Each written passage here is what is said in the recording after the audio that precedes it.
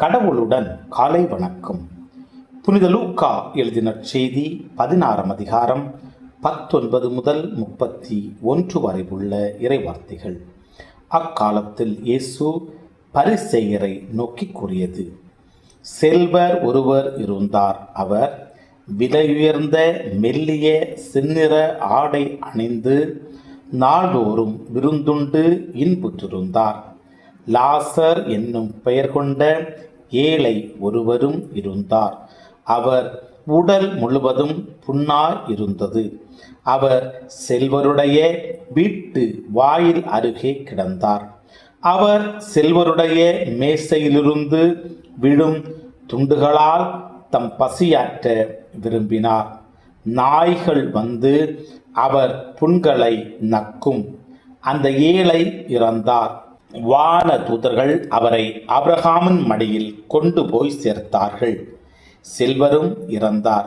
அவர் அடக்கம் செய்யப்பட்டார். அவர் பாதாளத்தில் வதைக்கப்பட்ட போது அண்ணாந்து பார்த்து தொலைவில் ஆபிரகாமையும் அவரது மடியில் லாசரையும் கண்டார்.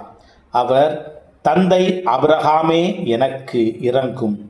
லாசர் தமது விரல் நுனியை தண்ணீரில் நனைத்து எனது நாவை குளிரச் செய்ய அவரை அனுப்பும்.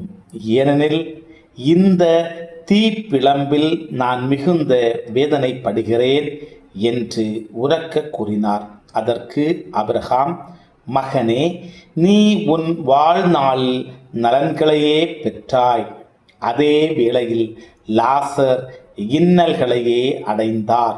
அதை நினைத்துக்கொள்.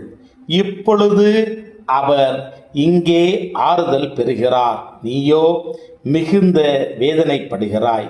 அன்றியும் எங்களுக்கும் உங்களுக்கும் இடையே பெரும் பிளவு ஒன்று உள்ளது.